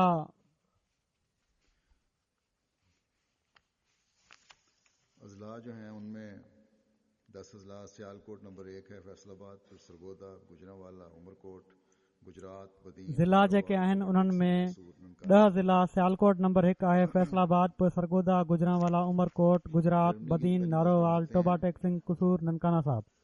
उनमें रोइडर मार्क, नोइस, जर्मनी जूं जेके पहिरियों 10 जमायतूं आहिनि ऐश, उन्हनि में वुर्सबर्ग, नीडा, रोइडर मार्क, नोइस, नोई, वेल्सहाइम, मेहदीआबाद, द्रे, एश, हैम्बर्ग, गोएट्सबर्ग, नीडा, रॉस्कराउ, रोक्साल, हेमस्टेड, मार्कबर्ग, विस्बादन, नोइड। मानहाइम, ऑफनबाख, डिटसनबार्ग, लोकल इमारतूं जेके आहिनि हैम्बर्ग, फ्रैंकफर्ट, ग्रासग्राउ, डार्मस्टड, वेस्टबादन, मनहाइम, ऑफनबाख, डटसनबार्ग, वसूली के मार्फिल्डन, लिहाज से बरतानिया की वॉल्डॉफ, पहली 10 जमातें वेट्सर। मस्जिद फजल, वूस्टरफॉर्ड, न्यू मॉर्डन, वसूली जे लिहाज़ खां बरतानिया जूं पहिरियों 10 जमायतूं मॉस्क वेस्ट, मस्जिद बर्मिंघम फज़ल, सेंट्रल, चीन, वुस्टरफॉर्ड, park, Gillingham, New Morden, West Hill, mosque west, Birmingham central, Cheam, Raynes Park, Gillingham, Baitul Futuh number 10 ते आहे बैतुल फतू। नंढियुनि जमायतुनि जो चवंदा आहिनि असांखे बि ॿुधाईंदा कयो त लिविंट्स पार्क नंबर 1 ते आहे, बॉर्नमथ आहे, पोइ वल्वरहेम्पटन आहे, स्पेन वैली आहे ऐं कोइंट्री। गॾियल वसूली जे लिहाज़ खां बरतानिया जा 5 रीजन्स आहिनि, London, Midland, north east, south ऐं मिडल सेक्स। गॾियल वसूली जे लिहाज़ खां अमरीका जूं पहिरियों 5 जमायतूं आहिनि, Silicon Valley, Los Angeles east, Detroit, Seattle, Harrisburg. Canada जी लोकल इमारत में number 1 Calgary, Peace Village, Vaughan, Vancouver ऐं वसूली जे लिहाज़ खां 5 ॿुधाइण जोॻियूं जमायतूं Edmonton, Ottawa, Durham, Saskatoon, South Milton, Georgetown ऐं लाइवमिस्टर। कर्नाटक, आंध्र प्रदेश, जम्मू कश्मीर, उड़ीसा, बंगाल, पंजाब, दिल्ली। इंडिया जा 10 सूबा जेके आहिनि, केरला नंबर 1, तमिलनाडु, कर्नाटक, आंध्र प्रदेश, जम्मू कश्मीर, उड़ीसा, बंगाल, पंजाब, दिल्ली, लक्षद्वीप। 10 जमायतूं पहिरियों, नंबर 1 केरोलाई, नंबर 2 कालीकट, पोइ हैदराबाद, पोइ कादियान, कनानूर टाउन, पिंगाडी, सोलोर, कोलकाता, चेन्नई, बेंगलोर। ऑस्ट्रेलिया जूं पहिरियों 10 जमायतूं, Blacktown, Melbourne, Adelaide, Marsden Park, Canberra, Mount Druitt, Brisbane, Tasmania, Perth ऐं डार्विन। अल्लाह ताला हिननि सभिनी जूं माली कुर्बानियूं क़बूल फ़रमाए, उन्हनि जे मालनि ऐं नफ़्सनि में तमामु घणी बरकत अता फ़रमाए ऐं जमायती निज़ाम खे बि तौफ़ीक़ अता फ़रमाए त इन्हनि मालनि खे सही रंग में ख़र्च करण वारा थियनि। नमाज़ुनि खां पोइ हिकिड़ो जनाज़ो ग़ाइब बि पढ़ाईंदुसि मां, जेको असांजे मौलिम, मुक़ामी मौलिम ऐं मुबलिग मुकरम अलहाज यूसुफ एडोसई साहिब ऑफ घाना जो आहे, जेके 2 नवंबर जी राति 12:15 बजे रज़ा अलाह जी फौत थी विया। इन्ना लिल्लाहि व इन्ना इलैहि राजिऊन। 2 नवंबर जे सुबुह ते ही बोलगा टांगा रीजन जी दावत ते उन्हनि जी रीजनल मस्जिद जी तामीर में रहनुमाई करण जे लाइ कुमासी मां बोलगा विया। काफ़ी मुफ़ासिले ते को 500-600 किलोमीटर आहे। पोइ तमाला रीजन में नोमुबाइन जे लाइ हिकिड़ी तामीर थींदड़ मस्जिद जो दौरो कयऊं। पोइ हाणे टमाले में पाण राति गुज़ारणी हुअऊं, पर पाण इसरार कयऊं त वापसि कुमासी वञिणो आहे। कुमासी में रहंदा आहिनि ऐं उते शहर में दाख़िल थियण खां पहिरियां हिननि खे कुझु पेशाब जी हाजत थी, तकलीफ़ थी, पर कमज़ोरी वधी वई हुई। तमामु ॾुखियाई सां ड्राइवर हिननि जी मदद कई लाहिण में कार मां। बहरहाल इन खां पोइ उन्हनि चयो त मूंखे पेट में सूर आहे ऐं जल्दी हल। घर पहुची विया। घर पहुची पंहिंजे कमरे में वञण जे बदिरां विरांडे में ई विहाणो घुराए उते लेटी पिया ऐं पेट जे सूर जी ॿीहर शिकायत कयऊं। घर वारा हिननि खे इस्पताल फौरन वठी विया। ओॾी महिल पाण होश में हुआ। डॉक्टर खे चवणु लॻा त मूंखे सुम्हारे छॾ, पर जॾहिं मुआइनो शुरू कयो डॉक्टर, त उन वक़्तु हिननि ते सकरात जी कैफ़ियत तारी थी चुकी हुई ऐं इन ई दौरान हिननि जी वफ़ात थी वई। जंहिं ते डॉक्टर ॿारनि खे चयो त मां तव्हांजे वालिद खे पहिरियां खां नथो सुञाणा, पर हिननि जे मौत खे ॾिसी चई सघां थो त हू हिकिड़ा अज़ीम इंसान हुआ। 15 डिसंबर 1942 में कमासी में पैदा थिया। ईसाई घर में ऐं मज़हब जी तरफ़ गैर मामूली रुझान नंढपण खां हुन। पोइ हिकिड़े ॾींहुं हिकु भेरे चवनि था वेस्ट रीजन में पंहिंजे चाचे सां गॾु रहंदे उते ई तालीम हासिल करे रहिया हुआ। ख़्यालु आयुनि त जेकॾहिं दुनिया जूं समूरियूं रंगीनियूं ऐं दौलत हासिल करे वठां त मूंखे कहिड़ो फ़ाइदो थींदो जेकॾहिं ख़ुदा मूंसां राज़ी न थिए त। बहरहाल चाचे जो छो त सिनेमा जो कारोबार हुयो ऐं इन जे करे हिननि खे बि फिल्म वग़ैरह ॾिसण जी आदत पइजी रही हुई। इन ते उन्हनि खे ॾाढी बुछां आई ऐं छॾे हलिया आया। पोइ रोमन कैथोलिक चर्च में वञी हिननि दुआ घुरी त ए ख़ुदा, जेकॾहिं मुंहिंजो जीअण तुंहिंजी नाराज़गी जो सबबु हूंदो त जेॾी महिल तूं मूंसां राज़ी थींदे ओॾी महिल मुंहिंजो साहु कढजांइ। अलाह ताला बि हिननि जी दुआ अहिड़ी क़बूल कई। पोइ हिननि खे तौफ़ीक़ मिली अहमद क़बूल करण जी ऐं उते ई ओॾी महिल ई अलाह ताला लॻे थो दुआ क़बूल कई। चवनि था त दुआ खां फारिग थी जॾहिं ॿाहिरि निकितुसि त हिकिड़ा दोस्त हिननि खे मिलिया ॿाहिरि त चवणु लॻो जोज़फ, हिननि जो पहिरियों नालो जोज़फ हुयो, त मूंखे हिकिड़ी जमायत जी तबलीग ॿुधण जो इतफ़ाक़ थियो आहे जेका मूंखे पसंदि आई आहे ऐं हाणे मां हिन जमायत में दाख़िल थियण जे लाइ मिशन हाउस वञा पियो थो। यूसुफ एडोसाई साहिब खे उन्हनि चयो त तूं बि मूंसां गॾु हलणु पसंदि करीं त हल। उन्हनि चयो हा। जीअं त ही ॿई कोमासी मिशन हाउस अची विया जिथे हिननि जी मुलाक़ात सिलसिले जे मुबलिक सां थी। मुबलिक हिननि ॿिन्ही खां पुछे बिना त केरु बैत करणु आयो आहे, ॿिन्ही खे बैत जा शर्त पढ़ी ॿुधाया। पोइ उन खां बाद पुछियईं त बैत करणु केरु आयो आहे, त इन खे ॿुधंदे यूसुफ एडोसई साहिब बिना कंहिं वक़फ़े जे चयो त असां ॿई बैत करणु चाहियूं था। जीअं त पाण अहमद में शामिल थी विया। ओड़ी महिल संदन उमिरि 16 साल हुई ऐं इन खां बाद खेनि पंहिंजे वालदेन जी मुखालफ़त खे ख़ासि तौर ते पीउ जी मुखालफ़त खे मुंहुं ॾियणो पियो, पर पाण इन बैत ते क़ाइमु रहिया ऐं हक़ खां पोइ ते न हटिया। बलक बाद में मौलम बणिजी, बलक इन खां बि पहिरियां पंहिंजे वालिद खे बि एॾी तबलीग कयऊं जो उन्हनि बि अहमद क़बूल करे वरिती। 20 सालनि जी उमिरि में हिननि जामिअतुल मुबशरीन घाना मां तालीम मुकमिल कई। इन खां पोइ हिननि जी शादी थी। अमीना एडोसई साहिबा हिननि जी घरवारी आहे। अहमद क़बूल करण खां बाद मुसलसल रूहानी मंज़िलूं तय कंदा रहिया। 40 सालनि जी उमिरि में पाण शदीद बीमार थी पिया ऐं डॉक्टरनि गॾियल तौर ते खेनि टंग वढण जो मशवरो ॾिनो त इन खां अलावा को हल कोन्हे। बल्कि किन डॉक्टरनि चयो त हीउ लाइलाज मर्ज़ आहे, तूं घणी देरि जीअरो बि नथो रही सघीं। आख़िर चवनि था त हीउ ख़ुदि डॉक्टर इलाज करण खां तंग थी पवंदा हुआ त मां केतिरा ई भेरा पाण सुई हणंदो हुउसि सूर जी ऐं मुतासिर थियल टंग खे ॾिसंदो हुउसि ऐं चवंदो हुउसि त ऐं मुंहिंजी टंग, मां ख़ुदा जो बानो ऐं मसीह मौत जो ख़ादिम आहियां। मां मुख़्तलिफ़ जॻहियुनि ते वञी तबलीग करणी आहे ऐं तूं इन वाट में रोक नथी बणिजी सघीं। हिननि खे मां पाण बि ॾिठो आहे तमामु घणो तबलीग जो शौक़ु हुन। पोइ हिननि खे हज़रत ख़लीफ़ुल मसीह राबे इलाज लाइ अमरीका बि मोकिलियो ऐं डॉक्टर साहब खे जेको ख़त लिखियऊं हज़रत ख़लीफ़ुल मसीह राबे उहो ई हुयो त तव्हां ख़ुशि नसीब आहियो जो तव्हां यूसुफ जे इलाज में हिसो वठी रहिया आहियो। हीअ न सोचियो त यूसुफ तव्हां वटि आया आहिनि, बल्कि सम्झो त मां पाण तव्हां वटि अची वियो आहियां, छो त यूसुफ साहिब मूंखे तमामु प्यारा आहिनि ऐं इन लाइ इन्हनि जो एतिरो ई ख़्यालु रखिजो जेतिरो तव्हां मुंहिंजो रखी सघो पिया।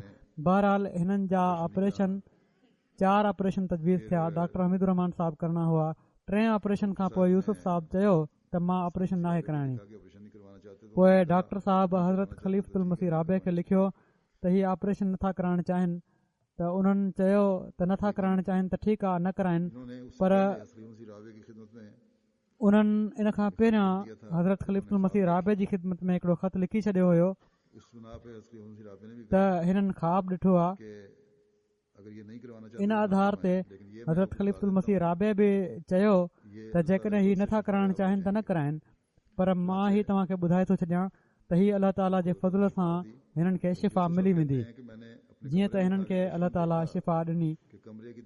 यूसुफ साहिब चवनि था त मां पंहिंजे कमरे में हुउसि जो कशफन मूं ॾिठो त कमरे जी भित ते हिकिड़ी आयत लिखी पई थी वञे ऐं उन जे पुठियां हिकिड़े नामालूम आवाज़ में हिन आयत जी तिलावत जो आवाज़ अची रहियो आहे त इन लज़ीन कालू रबुन अल्लाह सुमस्तकामू। तिलावत खां पोइ हिकिड़ो ओपरो माण्हू कमरे में दाख़िल थियो ऐं उन वटनि वेही संदन टंग ते हथु घुमाईंदे चयो, यूसुफ फिकर न कर, हीअ बीमारी त ख़तमु थियण वारी आहे ऐं तोखे जल्दी शिफ़ा मिली वेंदी। चवनि था 9 सालनि ताईं मुब्तला हुआ बीमारी में, मगर उन खां पोइ अहिड़ो मौजूदु थियो जो आख़िर ताईं हाणे ताईं हिननि ते इन बीमारी जा ॿीहर निशान बि ज़ाहिर न थिया। छो त हीअ मुबलिक जेके हुआ कौसर साहब ॿुधाइनि था कादियान में 2005 में मूंसां मिलिया हुआ अल्लाह ताला की तरफ से छो त उन्हनि हिननि जी हालत ॾिठी हुई अमेरिका में ट्रपा ॾेई ॾेखारियऊं त ॾिस मुंहिंजी टंग बिल्कुलु ठीकु आहे को असरु कोन्हे खेनि अलाह ताला जी तरफ़ां इशारो मिलियो हुयो त 63 सालनि जी उमिरि में फौत थी वेंदो तंहिं करे जॾहिं 63 सालनि जा थियण वारा हुआ त पंहिंजे औलाद खे सॾियाऊं ऐं क़ुर शरीफ़ जी हीअ आयत पढ़ियाऊं त कुंतुम शुहदा इज़ हज़र याकूब अल मौत इज़ क़ाल ले बनी हे मा ताबूदून मिन बअदी त चवनि था त मां औलाद खे गॾु करे पुछियो त मूंखां पोइ तव्हां कहिड़े ख़ुदा जी पूॼा कंदो अहिड़ी तरह मां हाणे सभिनी खां पुछां थो जहिड़ी तरह याकूब पुछियो हुयो त कहिड़े रब जी इबादत कंदो औलाद जवाबनि चयो त अलाह ताला जी इबादत कंदासीं पाण चयाऊं त मुंहिंजी ज़िंदगी तव्हांजे साम्हूं आहे मां पंहिंजी सॼी ज़िंदगी जमात जे लाइ सर्फ करे छॾी आहे हाणे मुंहिंजे मौत जो वक़्तु वेझो अचण वारो आहे ऐं मुंहिंजो सचो वारिस उहो ई हूंदो जेको सभिनी खां वधीक मुतक़ी हूंदो इन जे कुझु ॾींहंनि खां पोइ उन्हनि पंहिंजे भाउ खे अलहाज शरीफ़ साहिब खे ॿुधायो त वाक़िअतनि जहिड़े ॾींहुं मां 63 सालनि जो थियुसि उन ॾींहुं मलकुल मौत आयो हुयो मगर मां कुझु मोहलत घुरी ऐं फ़रिश्ते चयो ठीकु आहे कुझु मोहलत ॾिनी वेंदी पाण मज़ीद ॿुधायूं त जेतोणीकि फ़रिश्ते मुयन तौर ते कुझु न ॿुधायो पर उन्हनि खे लॻे थो त 70 सालनि जी उमिरि जे लॻभॻि हिननि खे मोहलत ॾिनी वेंदी जॾहिं मुबलिग इंचार्ज मौलाना वहाब आदम साहब जी वफ़ात थी आहे हिननि जी वहाब आदम साहब जी त पोइ हाणे ही चवंदा हुआ त हाणे जल्द मुंहिंजी वारी अचण वारी आहे हीअ घाना जा मुख़लिस वञनि पिया था अलाह करे त मज़ीद इन्हनि खां वधी करे अलाह ताला जमायत खे मुख़लिस अता फ़रमाए हिते जलसे ते बि हिन साल आयल हुआ कुझु बीमार बि हुआ इलाज जे लाइ मां डॉक्टरनि खां हिननि खे चेक बि करायो हुयो त हिननि खे तकड़ इहा ई हुई त न हाणे मुंहिंजो ख़्यालु आहे मां वापसि हलियो वञा त बहरहाल डॉक्टरनि बि इहो ई चयो त इलाज त उते बि थी सघे थो हज़रत ख़लीफ़ुल मसीह राबे हिकु दफ़ो यूके में हिते तक़रीर जे दौरान जलसे जे दौरान खेनि सॾु कयो ऐं संदन कुल्हे ते हथु रखे स्टेज ते फ़रमायो हुआऊं त यूसुफ मूंखे ख़बर आहे त तूं पसंदि नथो करीं तव्हां पसंदि नथा कयो त तव्हांजा नेक अमल सभिनी जे साम्हूं बयानु कया वञनि मगर तव्हांजा अमल पाण मुरादो ज़ाहिर थी विया आहिनि ऐं मां जमायत खे ॿुधाइणु चाहियां थो त तव्हां तमामु नेक ऐं मुतक़ी इंसान आहियो ऐं इन अरसे में मुस्तक़िल ई रोई रहिया हुआ हीअ ॻाल्हियूं ॿुधी जॾहिं मां पहिरियों भेरो दौरे ते वियो आहियां 2004 में उते बि माली कुर्बानी में बि अलाह ताला जे फज़ल सां ॾाढा अॻिते हुआ ऐं हिकिड़ी दवा हिननि इजाद कई हुई मुंहिंजो ख़्यालु आहे जेसिताईं मूंखे यादि पए थो जंहिंजी तमामु घणी मार्केटिंग थी ऐं हिननि खे काफ़ी घणो मुनाफ़ो मिलंदो हुयो इन मां हिननि केतिरियूं मस्जिदूं तामीर करायूं आहिनि तक़रीबन 40-45 मस्जिदूं तामीर करायूं हूंदियूं घाना में ऐं सुठियूं सुठियूं के मस्जिदूं आहिनि तमामु वसी मस्जिदूं आहिनि ऐं अहिड़ी तरह तबलीग सेंटर बि आहे उन वक़्तु हिननि मूंखे ॾेखारियो त हीअ तबलीग सेंटर बि आहे ऐं हीअ बि हिननि तामीर करायो हुयो उन वक़्तु मूं हिननि खे चयो हुयो त तव्हां ॿियनि खे बि ख़िदमत जो मौक़ो ॾियो हर शइ तव्हां पाण ई वठंदा पिया था वञो त वॾी आज़ी सां हिननि चयो त जहिड़ी तरह अलाह ताला मूंखे तौफ़ीक़ ॾेई रहियो आहे जेसि ताईं उन वक़्त ताईं मां कोशिशि कंदो रहंदुसि तमामु सादड़ा दिलि जा खुलियल मुतक़ी मुख़लिस साहिब कश तहजुद पढ़ंदड़ नरम तबियत जा आला अख़लाक सां मुतसिफ़ हुआ ख़िलाफ़त सां तमामु घणी मोहबत करण वारा इंसान हुआ खाधे जी बि बचत कंदा हुआ हिकिड़े ॾींहुं घर में तमामु घणो खाधो ज़ाया थी वियो हिननि ॾिठो त निमाज़ पढ़ंदे रोई ॾिनऊं सबबु पुछियो वियो त चवणु लॻा त अलाह ताला असांखे रिज़्क ॾिनो आहे ऐं असां हुनखे ज़ाया करे छॾियो आहे हाणे अलाह ताला खे कहिड़ो जवाबु ॾींदासीं हिननि जो हिकिड़ो पुटु हाफ़िज़ इस्माइल अडोसई जामिया अहमदिया इंटरनेशनल में शाहिद में जेको आहे हिननि जो 7 सालनि जो कोर्स जामिया जो उन में पढ़ी रहियो आहे चए थो मां हिफ़िज़ मुकमिल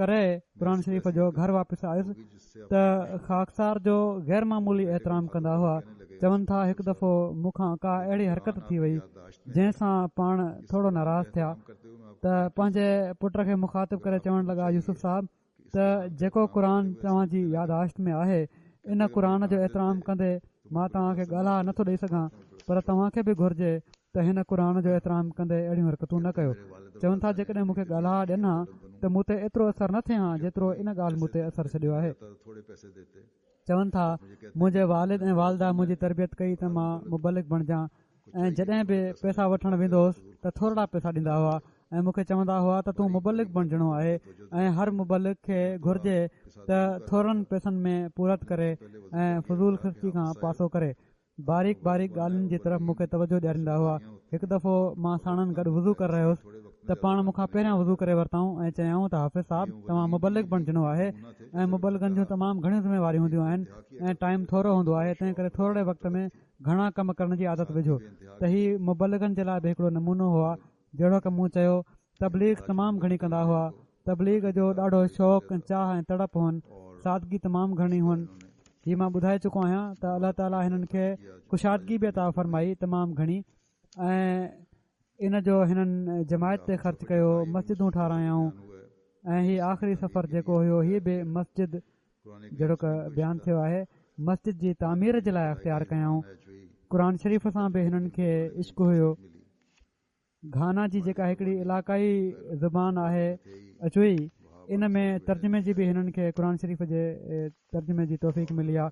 माली क़ुर्बानी त ख़ैर पहिरें नंबर ते हुआ ई, वहाब आदम साहब जे पुट लिखियो आहे। ऐं बहरहाल ही गैर मामूली इंसान हुआ ऐं गैर मामूली दर्द रखण वारा हुआ सिलसिले जो, ऐं ख़िदमत जो जज़्बो ऐं शौक़ु रखण वारा हुआ। हिननि जे पोयरनि में घरवारी ऐं 3 पुट आहिनि, 5 धीअरूं शामिल आहिनि। अलाह जे फज़ल सां सभिनी जो जमायत ऐं ख़िलाफ़त सां मज़बूत तालुक़ु आहे, इंतिहाई इख़लास ऐं वफ़ा जो तालुक़ु आहे। हिकिड़ी धीउ हिननि जी फातिहा साहिबा तालीमुल इस्लाम इंटरनेशनल स्कूल अकरा जी हेड टीचर आहे। नंढो पुटु जहिड़ो की मूं ॿुधायो जामिया इंटरनेशनल में 3 साल में पढ़े पियो थो। अलाह ताला मरहूम जा दर्जात बुलंद फरमाए ऐं इन्हनि जे औलाद खे बि इख़लास ऐं वफ़ा में वधाईंदो वञे। नमाज़ खां पोइ जहिड़ो की मूं चयो, हिननि जी गाइब जनाज़े जी नमाज़ अल्हम्दुलिल्लाह नहमदुहु व नस्तईनुहु व नस्तगफिरुहु व नुमिनु बिही व नतवक्कलु अलैहि व नऊज़ु बिल्लाहि मिन शुरूरि अनफुसिना व मिन सय्यिआति अमालिना मन यहदिहिल्लाहु फला मुदिल्ल लहु वमन युद्लिल्हु फला हादिय लहु वनशहदु अल्ला इलाहा इल्लल्लाह वनशहदु अन्ना मुहम्मदन अब्दुहु व रसूलुहु इबादल्लाह रहमकुमुल्लाह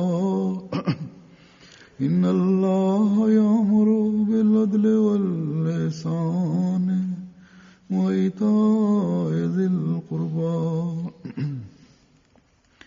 व यन्हा अनिल फ़हशाइ वल मुनकरि वल बग़ि यइज़ुकुम लअल्लकुम तज़क्करून उज़्कुरुल्लाह यज़्कुरकुम वदूहु यस्तजिब लकुम वलज़िक्रुल्लाहि